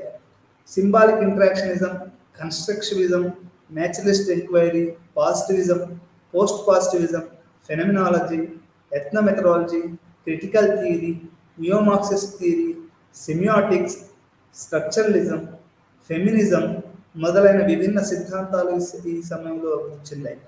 మనకు 60-70లో ఏమైంది అంటే అండి, ఈ యొక్క స్త్రీవాదం రావడంతో మొత్తం అది ఫౌండేషన్స్ మొత్తం మార్చేసిందని చెప్పొచ్చు. ఎట్లా అంటే చూసే దృక్పథాన్ని మొత్తం మార్చేసింది. అది అప్పటి వరకు ఉన్నటువంటి హ్యూమనిజం, రేషనలిజాన్ని కూడా వాళ్ళు అనుభవిక దృక్పథంతో దాన్ని మొత్తాన్ని కొట్టేసేసేసి ట్రూత్ అనేది ఇదినే లివింగ్ రియాలిటీ అని చెప్పారు. దానివల్ల మొత్తం మారిపోయింది. ఇక్కడ కూడా 70s నుంచి 80s వరకు ఈ యొక్క ఫెమినిజం ప్రభావము, ఆ తర్వాత నియోమార్క్సిస్ట్ ప్రభావము, సెమియాటిక్స్ ప్రభావము, స్ట్రక్చరిస్ట్ ప్రభావం మొత్తం కూడా ఈ యొక్క గుణాత్మకమైన పరిశోధన పద్ధతుల మీద వచ్చిందని మనం అర్థం చేసుకోవాలి. ఈ మొత్తం అంటే నియోమార్క్సిజం ఒక పక్క, ఫెమినిజం ఇంకో పక్క, మెథడాలజీ ఇంకో పక్క, ఫెనమినాలజీ ఇంకో పక్క, పాజిటివిజం ఇంకో పక్క, పోస్ట్ మార్టరిజం ఇంకో పక్క, స్ట్రక్చరలిజం ఇంకో పక్క, ఇట్లా ఈ అన్ని రకాల సిద్ధాంతాలు కలవడం వల్ల ఈ టైంని మనము అస్పష్టమైన శైలులు అంటే ఏది కూడా ఒక స్పష్టత లేకుండా, అన్నీ ఉన్నాయి కానీ ఏది కూడా ఒక స్పష్టత లేకుండా ఉండడం వల్ల ఇది ఒక అస్పష్టమైనటువంటి క్వాలిటేటివ్ రీసెర్చ్ జర్నీలో ఇది ఒక అస్పష్టమైన శైలిగా మనం అర్థం చేసుకోవాల్సినటువంటి విషయం. ప్రాతినిధ్య సంక్షోభం, రిప్రజెంటేషన్ క్రైసిస్ అంటారు. అంటే ఎవరు రిప్రజెంట్ చేయాలి. ఇప్పుడు చాలా మంది దళితులు అంటారు, ఈ బ్రాహ్మణ్స్ ఇప్పటివరకు మన మీద రాసిన చాలే, బాపనోళ్ళే దళితుల గురించి రాయాలి, బాపనోళ్ళే ముస్లింల గురించి రాయాలి, బాపనోళ్ళే బీసీల గురించి రాయాలి, బాపనోళ్ళే వెనుకబడతాని గురించి రాయాలి. ప్రతిదీ ఏది రాసినా కానీ అది బాపనోడే రాయాలి. అంటే దళితుల గురించి రాసుకోలేడా, మైనారిటీ గురించి రాసుకోలేడా, ఆడవాళ్ళ గురించి రాసుకోలేరా, ఈ యొక్క పరిశోధన చేయలేరా? ఈ క్రైసిస్ అంటే ఎవరి మీద పరిశోధన చేయాలి, ఎట్లా మెథడాలజీ రిప్రజెంట్ చేయాలి అనేది కూడా సోషల్ సైన్సెస్లో ఒక పెద్ద క్రైసిస్ వచ్చిందని మనం చెప్పుకోవచ్చు. దీన్ని మనం ప్రాతినిధ్య సంక్షోభం అంటారు, అంటే రిప్రజెంటేషన్ క్రైసిస్. ఈ సమయంలో చేసిన రచనలు రిఫ్లెక్సివ్ మరియు విమర్శనాత్మకంగా ఉన్నాయి. ఎందుకంటే ఇవి ఇంతకుముందు వారి ముఖ విలువలతో తీసుకున్న కులం, తరగతి మరియు లింగం, జాతి యొక్క సున్నితమైన ప్రాంతాలను ప్రశ్నించాయి. గుణాత్మక పరిశోధనలో వాస్తవికత, సత్యం, పద్ధతులు, ప్రాతినిధ్యం మరియు వాస్తవాల యొక్క కొత్త నమూనాలు రూపొందించబడ్డాయి. వీటి వల్ల ఈ కొత్త ఆబ్జెక్టివిటీస్, కొత్త నమూనాలు అనేటివి ఇవి రిప్రజెంటేషనల్ క్రైసిస్ అనేది మనకు వచ్చాయి. కులము, తరగతి, లింగం. నేనేమన్నాను, ఆడవాళ్ళు ఇప్పుడు చాలా పరిశోధనలో మగవాళ్ళు చేస్తుంటారు ఆడవాళ్ళ మీద, లేకపోతే బ్రాహ్మిన్స్ చేస్తూ ఉంటారు మిగతా వాళ్ళ కులాల మీద. వాళ్ళ మీద వేరే కులాలు చేయడం అనేది చాలా చాలా తక్కువ. ఇప్పుడు ఒక దళితుడు బ్రాహ్మణ కులం ఎలా ఉంది అనే ఒక పరిశోధన ఎక్కడైనా చేశారని అయితే నేనైతే ఇంతవరకు వినలేదు. ఎందుకంటే అది సాధ్యం. ఒక బాపనోళ్ళ ఇంటికి పోయి పల్లెటూరులో ఒక దళితుడి ఇంట్లో పెట్టే అవకాశమే లేదు. ఒక బాపనోడు ఒక బాపనైనే ఒక దళిత ఇంటికి వచ్చి పరిశోధన చేసే అవకాశం ఉంది. కానీ ఒక బ్రాహ్మణ కుటుంబంలోకి ఒక దళితుడు పోయి పరిశోధన చేసే అవకాశం చాలా తక్కువగా ఉందనేది మనం ఇక్కడ అర్థం చేసుకోవాలి. అంటే ఇక్కడ నేను చెప్పదలసిన విషయం ఏంటంటే there is a representational crisis. అది కులపరంగా కానీ నేను బాలగోపాల్ది ఒకటి వీడియో చూస్తున్నాను. ఆ వీడియోలో ఏం చెప్పారు అంటే ఈ భారతదేశంలో లౌకికత్వము అంటే కుల నిర్మూలనే అన్నాడు బాలగోపాల్. ఆ తర్వాత హిందూ ఫ్యాసిజం గురించి కూడా ఆయన చాలా చెప్పుకుంటూ వచ్చాడు. అంటే భారతదేశంలో ఈ యొక్క మతతత్వం ఒక హిందూ మతంలోనే ఉందా, అది మైనారిటీ ముస్లిమ్స్లో లేదా, లేదా క్రిస్టియన్స్లో లేదా అంటే ఆయన ఉంది. కాకపోతే ఏంటంటే ఇది ఎక్కువగా మొత్తం అసలు ప్రజాస్వామ్యము, సమభావన అనే దానికే ఇది ఇది హిందూ ఫ్యాసిజం కానీ ఫెమినిజం కానీ హిందూ మతోన్మాదం అనేది ఇది వ్యతిరేక అంటే మొత్తం ప్రజాస్వామ్యం భావన ఆ యొక్క కోరికలు అంటే నువ్వు ఉన్న కాడనే ఉండు, నువ్వు వేరే కోరిక నీకు దొరికితే నువ్వు అదృష్టవంతుని లేకుంటే లేదు అనే ఈ భావజాలాన్ని ముందుకు తీసుకురావడం అనేది ఇది ప్రజాస్వామ్య భావజాలానికి దూరంగా ఉంటుంది. కాబట్టి ఇది మొత్తం ప్రజాస్వామ్య ఉనికికే దెబ్బ అనేది బాలగోపాల్ గారు యొక్క హిందూ మతం హిందూ ఫ్యాసిజం మీద కానివ్వండి, వాడు కుల నిర్మూలన గురించి ఆయన మాట్లాడుతూ ఏమన్నాడు అంటే ఈ కుల నిర్మూలనే భారతదేశంలో సెక్యులరిజం. ఎట్లా అంటే ఒక అన్ని కులాలు అన్ని మతాలు కూడా రాజ్యం అనేది సమానంగా చూడటం, దళితుల్ని బీసీలని స్త్రీలని రాజ్యం సరిగ్గా చూస్తుందంటే మనం చెప్పడం చాలా కష్టం. బాలగోపాల్ దాని ప్రకారం కూడా అంటే ఇక్కడ విషయం ఏంటి, ఎందుకు చెప్పుకోవాల్సి వస్తుంది ఇదంతా అంటే ఈ యొక్క ప్రాతినిధ్యమైనటువంటి క్రైసిస్ అనేది ఈ యొక్క క్వాలిటేటివ్ రీసెర్చ్ లో జరిగిందని మనం అర్థం చేసుకోవాలి. ఇది ప్రాతినిధ్య సంక్షోభాన్ని మరింత తీవ్రతరం చేసింది. కొత్త రచన రూపాన్ని రూపొందించడం, మార్గం ప్రతిపాదించడం అంటే రైటింగ్ కూడా కొత్తగా రాయడము, కొత్త వ్యక్తులతోటి కొత్త వర్గాలతో రాయించడం అనేది ఈ టైంలో జరిగింది అనేది మనం అర్థం చేసుకోవాలి. ఈ పోస్ట్ మోడర్నిస్ట్ పీరియడ్ అంటే ఇప్పుడు ఆధునికత గురించి మాట్లాడుకున్నాం, పోస్ట్ మోడర్నిటీ అనేది ఇప్పుడు మనం అర్థం చేసుకోవాలి. ఇప్పుడు మోడర్నిటీ ఏం చెప్తుంది అంటే హేతువాదంగా ఉన్న ఎవడైనా రాయొచ్చు. ఈ పోస్ట్ మోడర్నిటీ అంటే ది ఎక్స్పెరిమెంటల్ అండ్ ఎథ్నోగ్రఫీస్. ఈ పోస్ట్ మోడర్నిటీ ఏం చెప్తుంది అంటే ఎవరి వాడు చేసుకోండి రా, మైనారిటీస్ మీద మైనారిటీస్ రీసెర్చ్ చేసుకోండి, దళితుల మీద దళితులు చేసుకోండి. అప్పుడు అది ఒక రకమైనటువంటి post modern experience qualitative method అని చెప్పొచ్చు. The phase of experiment and ethnographies. ఇప్పుడు నేనున్నాను ఒక గ్రామీణ ప్రాంతంలో ఒక చిన్న ముస్లిం కుటుంబాలలో ఒకే ఒక ముస్లిం కుటుంబంలో పుట్టాను. నేను ఈ యొక్క ముస్లిం కుటుంబం అనేది ఈ కమ్యూనిటీ అనేది ఎట్లాంటి సంక్షోభాలను ఎదుర్కొంటుంది, అది అయోధ్య తర్వాత కానివ్వండి, లేకుంటే ఆ తర్వాత మనకు ఈ యొక్క ప్రపంచీకరణలో కానివ్వండి, లేకుంటే హిందుత్వ భావజాలం బలంగా నడుస్తున్న ఈ క్షణంలో అది ఎట్లాంటి పరిస్థితులను ఎదుర్కొంటుంది అనేది నేను చేశాను. దీన్ని మనం పోస్ట్ మోడర్న్ ఏరా రీసెర్చ్ అని కూడా చెప్పొచ్చు.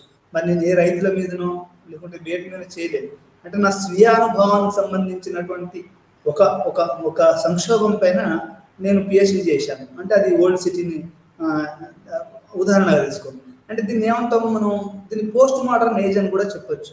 ది ఎక్స్పెరిమెంటల్ అండ్ ఎథ్నోగ్రఫీస్ అంటే ఇక్కడ ఎక్స్పెరిమెంట్ చేశాను నేను, ఒక సాదాసీదా పద్ధతి కాకుండా ఒక ఎక్స్పెరిమెంట్ ఇక్కడ నేను చేయవచ్చు. దానికి చాలా కష్టపడవలసి వచ్చింది. ఒక 10 నా జీవితంలో అతి ముఖ్యమైనటువంటి ఒక 10-12 సంవత్సరాలు 15 సంవత్సరాల వరకు ఒక పిహెచ్డి మీదనే పెట్టవలసి వచ్చింది. ఇప్పుడు ఓల్డ్ సిటీ అంటే అది చాలా కష్టం, అక్కడ మనం రీసెర్చ్ చేయడం అనేది, ఇంటర్వ్యూలు ఇవ్వడం కూడా చాలా తక్కువ. ఏదో కొద్దిమంది ఫ్రెండ్స్ తోటి నాకున్నటువంటి కవిత దాంతో నేను ఆ ఫీల్డ్ వర్క్ చేసేసి మొత్తం చేయగలిగాను. అంటే ఎందుకు చెప్తున్నాను ఇదంతా అంటే ఏదైతే పోస్ట్ మోడర్న్ రీసెర్చ్ అనేది ఇది స్వీయ అనుభవానికి సంబంధించినటువంటి విషయాలు. అదేవిధంగా ఎథ్నోగ్రఫిక్ అకౌంట్స్ అని కూడా మనం చెప్పుకోవచ్చు.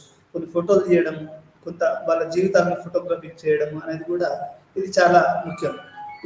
ఇది అదర్స్, ఇది తీవ్రంగా అదర్స్ సమస్యలను పరిష్కరించడానికి ఏర్పడిన విభిన్న జ్ఞానశాస్త్రాలతో ఎథ్నోగ్రఫీని కంపోజ్ చేసే సరికొత్త మార్గాలను ప్రయత్నించబడ్డాయి. అంటే ఈ అదర్స్, ఇప్పుడు మీ అందరికీ తెలుసు అదరైజేషన్ అని ఒక ఉంది. అంటే అదరైజేషన్ అంటే ఏంటి అంటే నువ్వు ఒక మెయిన్ స్ట్రీమ్ ఉందనుకోండి, ఇప్పుడు అందరినీ నువ్వు పిలిచి ఒక కమ్యూనిటీని పిలవలేదనుకోండి, దాన్ని ఏమంటారంటే అదరైజేషన్ అంటారు. ఈ అదరైజేషన్ను పరిష్కరించడానికి ఈ యొక్క ఎథ్నోగ్రఫీలు కంపోజ్ చేసే కొత్త మార్గాలు ఏర్పరచబడ్డాయి. ఈ అదరైజేషన్, జెండర్ అదరైజేషన్ కానివ్వండి, మైనారిటీ అదరైజేషన్ కానివ్వండి, లేకుంటే మనము వాళ్ళు, ఇప్పుడు భారతదేశంలో కూడా ఎట్లా రాజకీయాలు జరుగుతున్నాయంటే మనము అంటే మనం, వి, దే అంటే అదర్స్. ఈ యొక్క అంటే మనంతో ఒకటే అనట్లేదు ఇక్కడ, మనము వాళ్ళు. ఈ యొక్క అదర్స్ అంటే ఏదో ఒక దళిత కమ్యూనిటీనో, ఒక మైనారిటీ కమ్యూనిటీనో, ఒక స్త్రీల కమ్యూనిటీనో, ఒక జెండర్ గే సంబంధించిన కమ్యూనిటీనో, ఒక ప్రాంతీయ కమ్యూనిటీనో, ఇట్లా అదరైజేషన్ అంటారు. దీనికి పరిష్కారం కనుక్కోవడానికి ఇది పోస్ట్ మోడర్న్ పీరియడ్ అనేది మనకు ఒక ఎథ్నోగ్రఫీని కంపోజ్ చేసే సరికొత్త మార్గాలను మనం ప్రయత్నించబడ్డాయి. అందుకనే మీకు చాలా వరకు వచ్చినటువంటి గే ఎథ్నో డాక్యుమెంటరీలు కానివ్వండి, లేకపోతే హోమోసెక్షువల్ డాక్యుమెంటరీస్ కానివ్వండి, ఇవన్నీ కూడా ఎథ్నోగ్రఫిక్ పోస్ట్ మోడర్న్ దాంట్లోనే వచ్చాయి. ఇప్పుడు మనకి ఫైర్, ఎర్త్, ఇవన్నీ దీపమహిత సినిమాలన్నీ కూడా ఈ ఏజ్లో వచ్చినట్టు అంటే ఇవన్నీ కూడా పోస్ట్ మోడర్న్ టెండెన్సీస్ అని మనం చెప్పుకోవచ్చు. ప్రారంభంలో మ్యూట్ చేయబడిన సమూహాల ఇతర సమూహాల జ్ఞానశాస్త్రాలకు అందించబడిన ముందుగా సాగాయి. అంటే ఇంతకుముందు ఇవన్నీ చర్చించబడలేదు. ఒక గేజ్ ఇష్యూస్ కానివ్వండి, ఒక లెస్బియన్ ఇష్యూస్ కానివ్వండి, ఇవన్నీ కూడా ఒక అథరైజేషన్ చేయబడ్డాయి. వాళ్ళని పట్ల నవ్వడము, వాళ్ళని చూసి అవహేళన చేయడం, ఇట్లాంటి వాటిని కూడా ఇది ఒక రకమైనటువంటి వాయిస్ ఇచ్చిందని చెప్పుకోవచ్చు.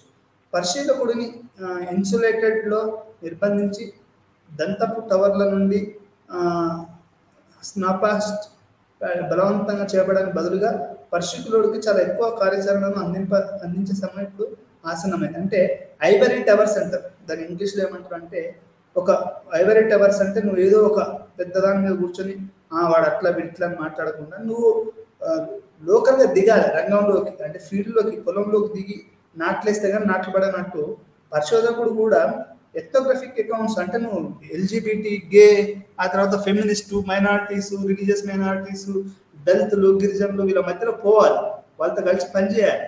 పనిచేసినప్పుడు ఏమైందంటే మీకు డాక్యుమెంటరీ విజువల్స్ కానివ్వండి, మీకు వాస్తవం అనేది అర్థమవుతుంది.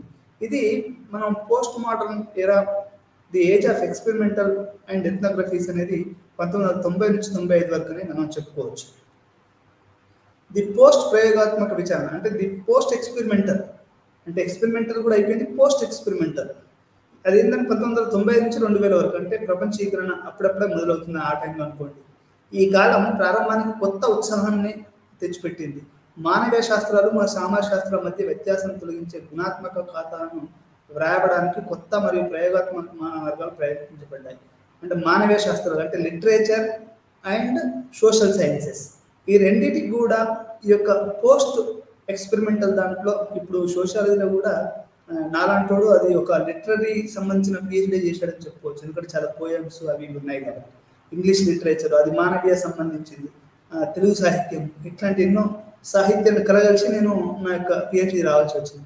అంటే ఇది పోస్ట్ ఎక్స్పెరిమెంటల్ థీసిస్గా కూడా మనం చెప్పుకోవచ్చు. పురుషులను జీవించే అనుభవాలను వ్యక్తీకరించే కొత్త వర్గాలు సాహిత్యము, కవిత్వము, స్వీయ జీవిత చరిత్ర, బహుళ స్వరము, సంభాషణ, విమర్శనాత్మక, దృశ్య ప్రదర్శన మరియు సహనిర్మిత ప్రాతినిధ్యాలు. అంటే దీంట్లో పోస్ట్ ఎక్స్పెరిమెంటల్ మెథడ్లో మనకి ఏమేమి తెలుస్తుంటాయి? కవిత్వం, సాహిత్యం. నేను కబీర్ సాహిత్యం చదివాను, ఆ తర్వాత సూఫీ సాహిత్యం చదివాను. జలాలుద్దీన్ రూమి అని ఆయన ఒక కవిత చెప్తాడు. ఏమని చెప్తాడు అంటే మానవ జీవితం గురించి అని చెప్తూ ఏమని చెప్తాడు అంటే మానవ జీవితం ఎట్లా లింక్ అయి ఉంది అంటే I died as a mineral to become a plant, I died as a plant to become a goat, I died as a goat to become a human, as a human also I died to reach the angels అని ఒక కవిత ఉంటుంది. దాని అర్థం ఏంటి అంటే నేను ఒక ఖనిజంగా చనిపోయి ఒక వృక్షంగా అభివృద్ధి చెందాను, ఒక చెట్టుగా. నేను చెట్టుగా కూడా చనిపోయాను, ఒక మేకనయ్యాను. ఆ మేకల తర్వాత నేను ఒక మేకగా కూడా చనిపోయాను ఒక మనిషి కావడానికి. అంటే మేకను మనిషి తింటుంది కాబట్టి ఒక మనిషిగా తయారయ్యాను, ఒక మనిషిగా కూడా చచ్చిపోయాను, ఎందుకు అంటే ఒక దేవదూతగా మారడానికి. అంటే నేను అక్కడ ఆయన ఉద్దేశం ఏంటి అంటే మానవ జీవితం ఏదైతే ఈ సైకిల్ లైఫ్ చైన్ ఉందో, ఈ నేచర్ చైన్ ఉందో అట్లా ఉంటుంది అనేది ఆయన కవితాత్మకంగా చెప్పాడు. ఈ కవిత అనేది నేను నా సోషల్ సైన్స్ రీసెర్చ్లో పెట్టాను, కానీ అది యాక్చువల్గా హ్యుమానిటీస్కి సంబంధించింది. అంటే ఇక్కడ నేను చెప్పాల్సిన విషయం ఏంటంటే ఈ యొక్క సాహిత్య, మానవీయ శాస్త్రాలు, ఈ యొక్క సామాజిక శాస్త్రాలు రెండు కూడా కలిసి కవిత్వము, సాహిత్యము, స్వీయ జీవిత చరిత్రలు, బహుళ స్వరాలు, మల్టిపుల్ వాయిసెస్ అని చెప్పాను నేను కూడా. సంభాషణ, డైలాగ్స్, విమర్శనాత్మక దృశ్యం, ఒక క్రిటికల్గా చూడడం, మగ ముస్లిం కమ్యూనిటీని కూడా ఒక జెండర్ పర్స్పెక్టివ్ నుంచి చూడడం జరిగింది. అంటే స్త్రీవాద కోణం నుండి ఇప్పుడు జమీరా నిషాత్ అనే ఒక మానవ హక్కుల లేడీని నేను చేయడం జరిగింది. అంటే ఒక విమర్శనాత్మక జెండర్ కోణం నుంచి మగ పురుషాధికారాన్ని మనం క్వశ్చన్ చేయడం, దృశ్య ప్రదర్శన మరియు సహనిర్మిత ప్రాతినిధ్యాలు. ఈ రకంగా పోస్ట్ మోడర్నిటీ అనేది ఒక గుణాత్మకమైనటువంటి పరిశోధన రంగంలోకి వచ్చిందని మనం అర్థం చేసుకోవాలి. గుణాత్మక డేటాను రూపొందించడం, డేటా సోర్సెస్, పద్ధతులు, వ్యూహాలు మరియు విధానాలు. ఇప్పుడు మనం అయితే దాని యొక్క జర్నీని తెలుసుకున్నాం. ఇప్పుడు మనం ఏం తెలుసుకుంటాం అంటే అది ఏ రకంగా డేటాను అది సేకరిస్తుంది, ఈ యొక్క గుణాత్మక పద్ధతి అనేది మనం తెలుసుకుందాం. పరిశోధన ప్రయోజనాల కోసం తగిన గుణాత్మక డేటాను రూపొందించడం కష్టంగా ఉంటుంది. అంటే ఈ యొక్క గుణాత్మక పద్ధతులు ఒకటి ఏంటంటే ఇది క్వాంటిటేటివ్ పద్ధతి కాదు కాబట్టి ఇది డాక్యుమెంటరీ, అబ్జర్వేషను, పార్టిసిపేషను, ఫెనమినాలజీ ఇవన్నీ ఉన్నాయి కాబట్టి దీనికి డేటా సేకరణ అనేది కొంచెం కష్టంగా ఉంటుంది. అది ఇక్కడ అర్థం చేసుకోవాలి. ఆ డేటాను సంగ్రహించడానికి పద్ధతులను సమర్థవంతంగా ఉపయోగించాలి. మరి ఈ పద్ధతులను ఏ విధంగా సరిగ్గా నిర్వహించాలనే గమ్మత్తైన ప్రశ్న ఉంటుంది. అంటే సరిగ్గా నిర్వహించడం అంటే ఏంటి అనేది కూడా మనం ఇక్కడ చూడాలి. ఇది ఆంటలాజికల్ మరియు ఎపిస్టమాలజికల్ ప్రశ్నలతో గారడీ చేస్తున్నప్పుడు కొన్ని బాగా తెలిసిన గుణాత్మక విధానాలు ఎలా ఉంటాయని ఇది నిర్ణయిస్తుంది. అంటే కొంతమంది గారడీ చేయడం అంటే సర్కస్ చేయడం, అంటే ఇప్పుడు కొంతమంది లాంగ్వేజ్ ఉంటుంది, ఆంటలాజికల్ క్వశ్చన్స్ ఉంటాయి, లేకుంటే జ్ఞానశాస్త్రానికి సంబంధించినటువంటి విషయాలు ఉంటాయి. ఇది ఏ రకంగా ఉంటుందనేది మనం ఇక్కడ అర్థం చేసుకోవాలి. పరిశోధకులకు వారి గుణాత్మక వ్యూహాలను రూపొందించడానికి భూమిని సిద్ధం చేయడం చాలా ముఖ్యం. అంటే వారి యొక్క రకరకాల వ్యూహాలు ఉంటాయండి.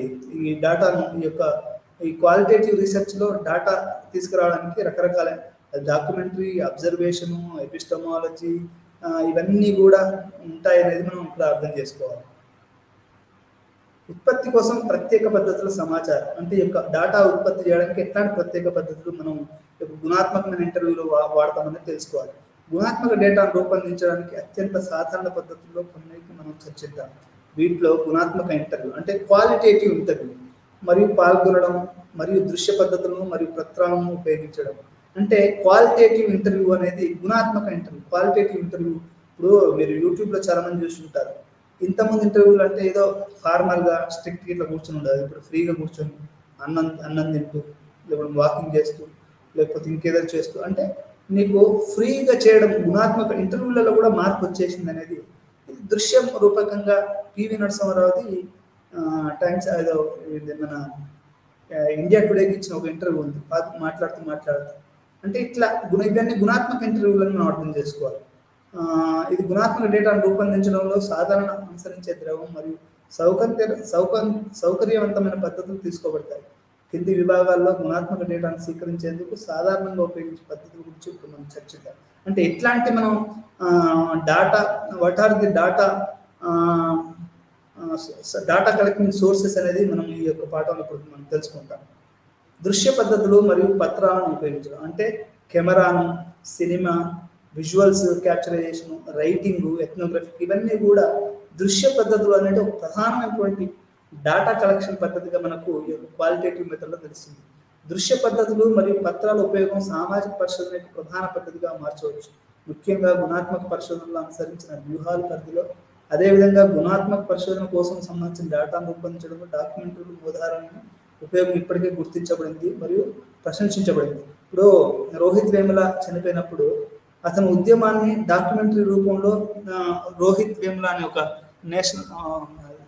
రోహిత్ వేముల మీద ఒక డాక్యుమెంటరీకి పనిచేసినప్పుడు దాంట్లో చాలా డాక్యుమెంటరీ, అది ఒక దృశ్యం. అంటే ఢిల్లీలో ఎట్లా జరిగింది, హైదరాబాద్ ఎట్లా జరిగింది, రకరకాల మన రాజకీయ నేతలు ఎట్లా అది చేశారు అనేది ఇదంతా కూడా ఒక గుణాత్మకమైనటువంటి పరిశోధనగా మనం చెప్పొచ్చు. మనం ప్రశ్న పత్రాలు ఏం లేవు, అంత విజువల్స్, ఆ తర్వాత ఇంటర్వ్యూలు. ఇప్పుడు నేను జేఎన్యూ ప్రొఫెసర్ తోటి ఇంటర్వ్యూ చేశాను. ఈ యొక్క రోహిత్ వేముల మూమెంట్ అంటే దేశం మొత్తంలో ఇది ఎటువంటి ప్రభావం చూపించింది, అటు జేఎన్యూ మీద కానీ, ఇటు హైదరాబాద్ మీద కానీ, మొత్తం విద్యా వ్యవస్థ మీద, ఈ రాజకీయాల మీద, ఉన్నత విద్యలో పరిశోధన, దళితులు, వీళ్ళ అంటరాంతరం, వీటన్నిటి మీద కూడా ఒక దృశ్యమాన మరియు ఒక క్వాలిటేటివ్ అనేది ఒక క్వాలిటేటివ్ డాక్యుమెంటరీ అనేది రూపొందించడం అనేది జరిగింది.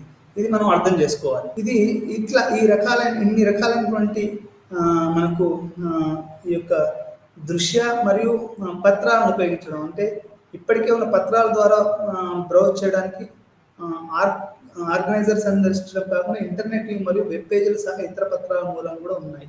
అంటే ఇప్పుడు మనం ఈ డాక్యుమెంటరీ పద్ధతి కాకుండా పత్రాలు, అంటే ఇప్పుడు పరిశోధక పత్రాలు, ఇప్పుడు ఆర్కియాలజీ ఉంది, ఇప్పుడు ఇండాలజీ ఉంది. ఇప్పుడు భారతదేశాన్ని చదవాలి అంటే Indological method is one of the method. ఇప్పుడు ఐరావతి కర్వే గారు, ఇప్పుడు అశోకుడు రాసినవి కానివ్వండి, బుద్ధుని టైంలో కానివ్వండి, అంతకుముందు చార్వాకుల కాలం, అవన్నీ మనకి ఎట్లా దొరుకుతాయండి? అంటే భారతదేశం అనేది ఎట్లా మార్పు చెందింది అనేది ఓన్లీ ఎంఎన్ శ్రీనివాస్ చదువుతున్నాం, జిఎస్ గురియే చదువుతున్నాం, లేకుంటే ఐరావతి కార్వే చదువుతా కాదు కదా. భారతదేశం అనేది కొన్ని వేల సంవత్సరాల నుంచి ఇక్కడ పునాదులు వేసుకున్నటువంటి చరిత్ర ఉంది భారతదేశానికి. వాటన్నిటిని ఎట్లా చదువుతావు? అట్లా చదువుతావు అంటే పత్రాల ద్వారా చదవాలి. అది తలపత్రాలు కానివ్వండి, లేకుంటే శిలాశాసనాలే కానివ్వండి, లేకుంటే ఇండలాజికల్ స్టడీసే కానివ్వండి. ఇట్లా పత్రాలు చదవడం అనేది కూడా చాలా ప్రధానమైనటువంటి విషయంగా మనం ఇక్కడ మన క్వాలిటేటివ్ రీసెర్చ్ చెప్తుంది. ఇప్పుడు అశోకుడు రాసినటువంటి శిలాశాసనాలు ఇప్పటికే ఉన్నాయి, అతను అక్బర్ రాసినటువంటి కొన్ని ఉన్నాయి. బట్ అవి కాకుండా ఇండలాజికల్ ఎన్నో వాగ్మయాలు ఉన్నాయి, అన్నమయ కీర్తన ఉన్నాయి. అంటే నేను ఉదాహరణలు చెప్తున్నాను, అన్నమయ అంటే అన్నమయ కాదు, ఉదాహరణలు చెప్తున్నాను. వీటన్నిటిని కూడా పత్రాలను పరిశీలించడం అనేది కూడా ఈ యొక్క క్వాలిటేటివ్ రీసెర్చ్లో ఒక ప్రధానమైనటువంటి విషయం అనేది మనం అర్థం చేసుకోవాల్సిన విషయం. ఇది క్వాంటిటేటివ్లా మన పరిణామాత్మక పరిశోధనలా కాకుండా ఇది గుణాత్మక పరిశోధన అనేది మనం అర్థం చేసుకోవాలి.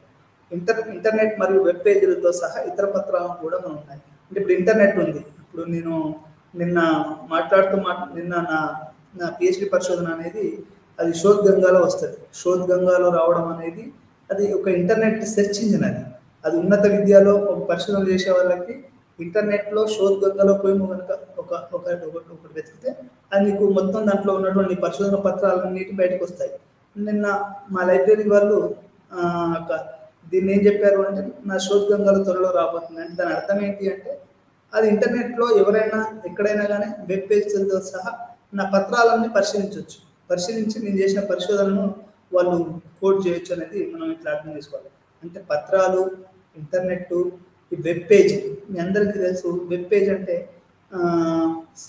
కొంతమందికి వెబ్ పేజీలు ఉంటాయి.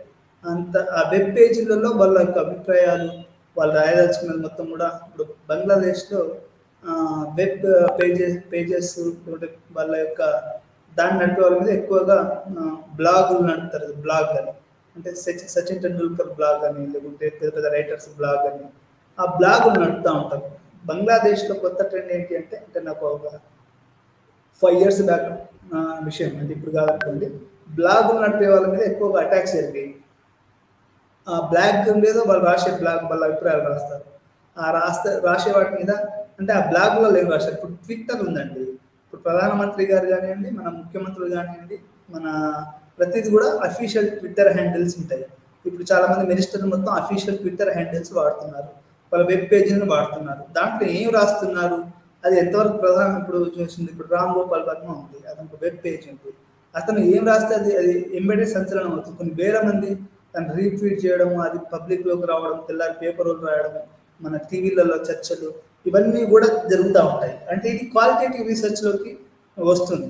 అదేవిధంగా పత్రాల మూలాలు కూడా ఉంటాయి. అంటే పాత పత్రాలను పరిశీలించడం, ఇవి కూడా చాలా చాలా ముఖ్యం. మనకు ఇంతకుముందు ఒకసారి ఏదో ఒక పాఠం చెప్తాము, మీ అందరు ఒక చోట రాశారు, చరిత్రను రాయడం అనేది చాలా చాలా సున్నితమైనటువంటి ప్రక్రియ అని. ఎందుకంటే ఈ చరిత్రలో ఎన్నో విషయాలు జరిగి ఉంటాయి. వాటిని మనం చాలా సున్నితంగా రాయాలి, నిష్పక్షపాతంగా రాయాల్సినటువంటి అవసరం ఉంటుంది. అది చాలా మేధోపరమైనటువంటి విషయం. ఈ రకంగా పత్రాలను పరిశీలించడం అనేది కూడా మనకి ఈ యొక్క క్వాలిటేటివ్ రీసెర్చ్లో అతి ప్రధానమైనటువంటి విషయం అనేది మనం ఇక్కడ అర్థం చేసుకోవాల్సినటువంటి విషయం. ఈ రకంగా ఈ యొక్క గుణాత్మక పద్ధతి అనేది మొత్తం సమాజ శాస్త్రాలలో ఒక ఇంపార్టెంట్, ఏదైతే పరిణామాత్మక పద్ధతి ఏదైతే చేయదో దాన్ని గుణాత్మక పద్ధతి చేస్తుంది.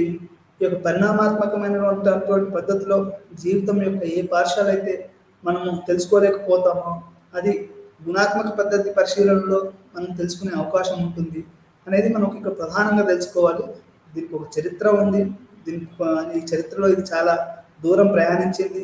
ఎథ్నోగ్రఫీస్ నుంచి మొదలు పెట్టుకుంటే ఆ తర్వాత రకరకాల మార్పులు చెందింది.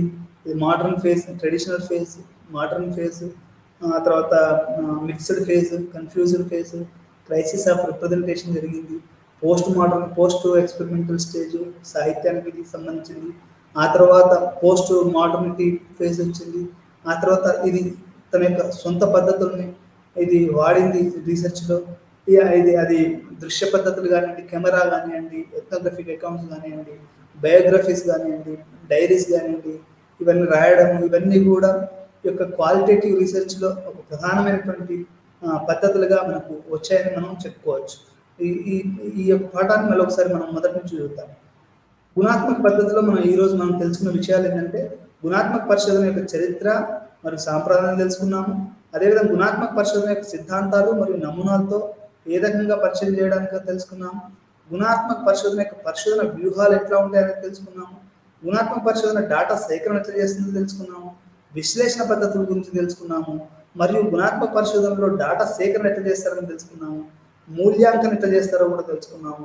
రాజకీయాలు, అభ్యాసాలు, నైతికత యొక్క దృష్టికోణాన్ని కూడా మనం ఈ యొక్క పాఠంలో తెలుసుకున్నాము. మనము ఆ తర్వాత ఈ యొక్క పరిచయం కూడా తెలుసుకున్నాము. దీని యొక్క పరిచయ కార్యక్రమంలో ఇది ఏ రకంగా దీని యొక్క భావన వచ్చింది అనేది కూడా మనము పరిచయ కార్యక్రమంలో మనం తెలుసుకున్నాం. ఇది పరిణామాత్మకమైనటువంటి రీసెర్చ్ కాకుండా ఒక లక్ష్య విశ్లేషణకు తగినది కాదు అని మనకు తెలిసింది. జీవితంలో ఏదైతే జీవితంలో ఏ భాగాలనైతే పరిణామాత్మక పరిశోధన అందుకోలేదో అది గుణాత్మక పరిశోధన అందుకుంటుందని మనం అర్థం చేసుకున్నాము. ఇది post positivism, post foundationalism, post positivism, post structuralism అనే సాంస్కృతిక అధ్యయనం నుంచి ఇది వచ్చిందని మనం అర్థం చేసుకున్నాము. ఆ తర్వాత దృశ్యమానాలను ఇది ఎక్కువగా వాడుతుంది అనేది మనం అర్థం చేసుకున్నాము. దీని యొక్క లక్ష్యాలను కూడా మనం ఈ యొక్క పాఠంలో మనం తెలుసుకున్నాము. దీని యొక్క లక్ష్యాలు ఏ విధంగా ఉంటాయి అనేది కూడా మనము ఈ పాఠంలో తెలుసుకున్నాము. అదేవిధంగా ఇది ఎట్లా ఇన్డెప్త్ పరిశోధన చేస్తుంది.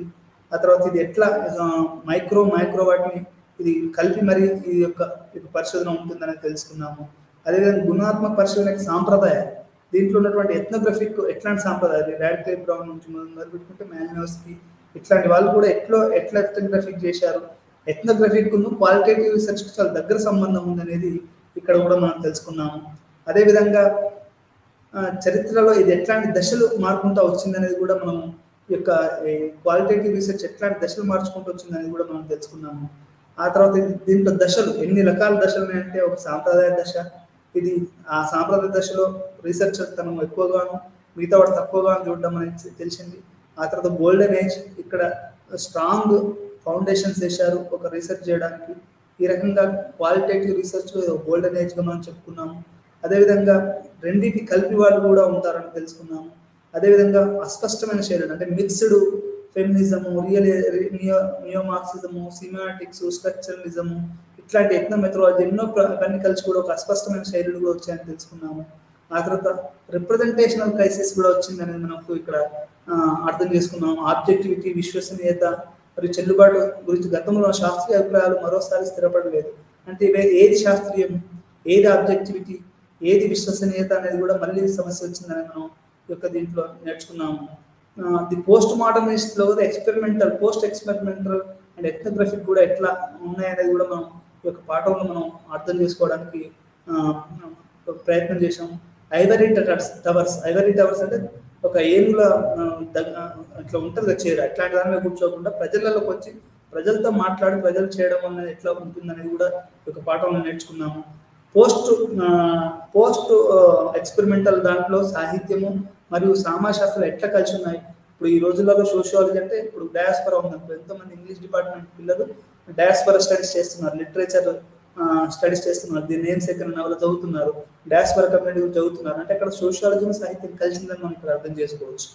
ఆ తర్వాత గుణాత్మక డేటా సోర్సెస్, పద్ధతులు, వ్యూహాలు, విధానాలు ఏ రకంగా ఉంటాయనేది కూడా మనం ఈ యొక్క పాఠంలో నేర్చుకున్నాము. అదేవిధంగా ఎట్లాంటి ప్రత్యేక పద్ధతులను ఇది దృశ్యమాన పద్ధతులు మరియు పత్రాలను ఏ రకంగా ఇది ప్రత్యేకంగా వాడుతుంది ఈ యొక్క క్వాలిటేటివ్ రీసెర్చ్ అనేది కూడా మనం ఈ యొక్క పాఠంలో నేర్చుకున్నాము. మరియు దృశ్య పద్ధతులు మరియు పత్రాలను ఎట్లా ఉపయోగిస్తుంది అంటే ఇది ఒక నాట్ ఓన్లీ విజువల్స్ అంటే ఆడియో, వీడియో ఇవే పద్ధతులు కాకుండా పత్రాలు, పరిశోధక పత్రాలు అంటే బౌద్ధ కాలం నుంచి మొదలు పెట్టుకుంటే ఇంకా పాతకాలం నుంచి మొదలు పెట్టుకుంటే భారతదేశం 20వ శతాబ్దం ఈ రోజు 2023 వరకు జరిగినటువంటి పత్రాలు ఏవైతే ఉన్నాయో వాటిని అర్థం చేసుకోవడం, తాళపత్రాలను అర్థం చేసుకోవడం, అది ఏంటంటే ఇండలాజికల్ స్టడీస్ కూడా చాలా ముఖ్యం. సాంస్క్రిట్ లేకుంటే మిగతా వాటి భాషలలో రాసినటువంటి ఉర్దూ, పర్షియన్, ఆ తర్వాత ముస్లిం పరిపాలించిన పర్షియన్ భాషలు రాశారు. అక్బర్ టైంలో కానీ అదంతా అడ్మినిస్ట్రేషన్. నేను ఒకసారి ఔరంగాబాద్లో పనిచేస్తుంటే ఔరంగాబాద్ కలెక్టర్ చెప్తున్నాడు, మీ కలెక్టర్ పెట్టడంత పర్షియన్ భాషలు ఉంటాయి. ఆ రోజులలో పర్షియా, ఉర్దూ అనేది చాలా ప్రధానంగా నడిచింది. ఇప్పుడు ఆ రోజుల్లో తెలుసుకోవాలంటే మనం పర్షియన్, ఉర్దూ తెలుసుకోవాల్సిందే, లేకపోతే మనకు అప్పుడు సమాజం అర్థం కాదు, అది మనకు లేకుంటే తప్పుగా అవపడుతుంది. ఈ రకంగా చాలా దృశ్యమాన మరియు పత్రాలను ఉపయోగించడం అనేది ఈ క్వాలిటేటివ్ రీసెర్చ్లో చాలా ప్రధానమైన చెప్తూ ఈ రోజుకి ఈ పాఠం ముగిద్దాం. మరొక పాఠం మళ్ళీ కలుద్దాం. అప్పటికి సెలవు.